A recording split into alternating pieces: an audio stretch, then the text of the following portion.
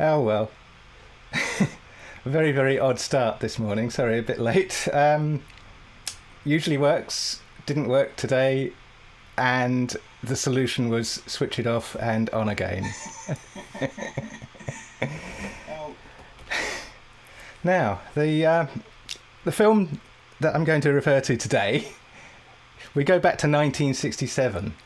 It's Quatermass and the Pit, which is a very, very well-made film, in fact. Now, yesterday I did Life Force, which was a much more recent film. Life Force was 1985.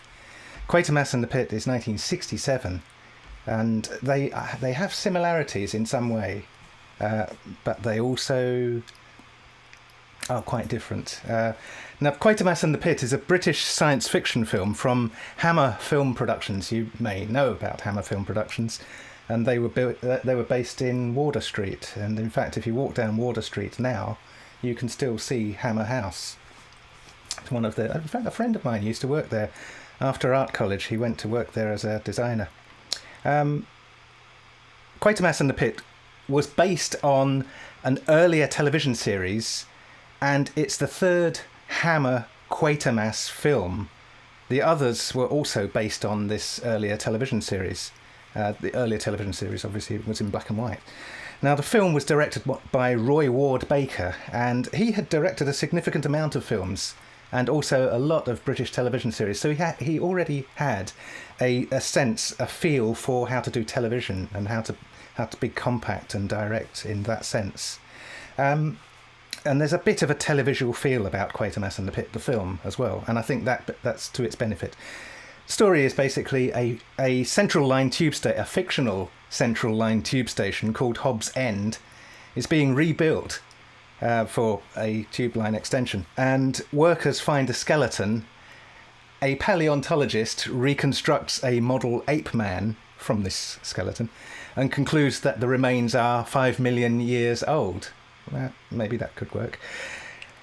A metal object is also found, a large metal object it turns as they keep digging, and the station is evacuated because they think it's a UXB, an unexploded bomb, which in a tube station in London, the film was 1967, so the Second World War was still on everybody's mind, and the first thing you'd think was it's a UXB, it's an unexploded bomb from the Second World War. So they bring the army bomb disposal team, the bomb squad come round, as per usual in films of those days, and saves the day. Well, they don't actually.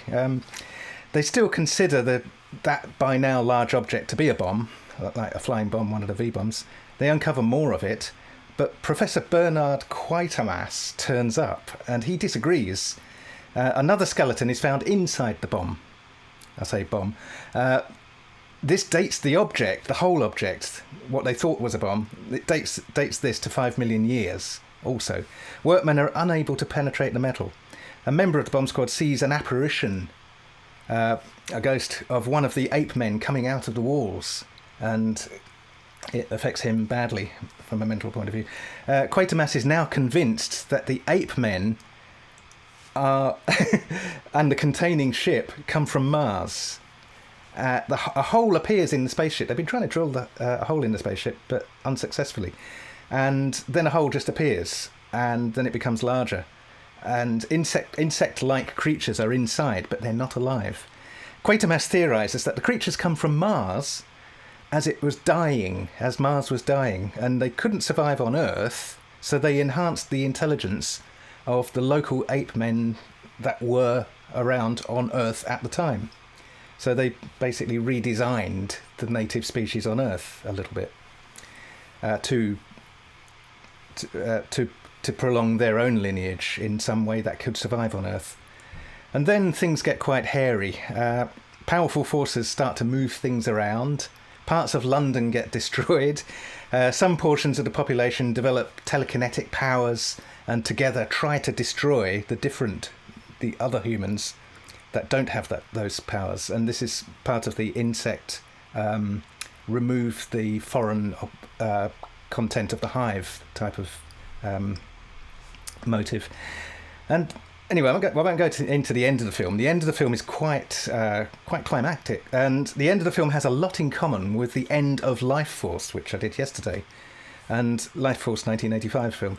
And I suspect that Life Force was supposed to be very heavily derived from Quatermass and the Pit on purpose, as if it were an updated Hammer sci-fi of the same kind of ethos. I'm pretty sure that when Life Force was being made in 1985, or prior to 1985, Quatermass and the Pit was very high on their consciousness of what kind of thing we're doing, what kind of film to emulate. However, the difference between Life Force and Quatermass is that Quatermass fits the scale of the production far better.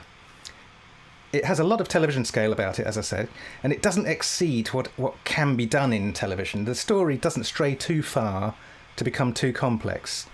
The action is quite restrained until it needs to have a big effect.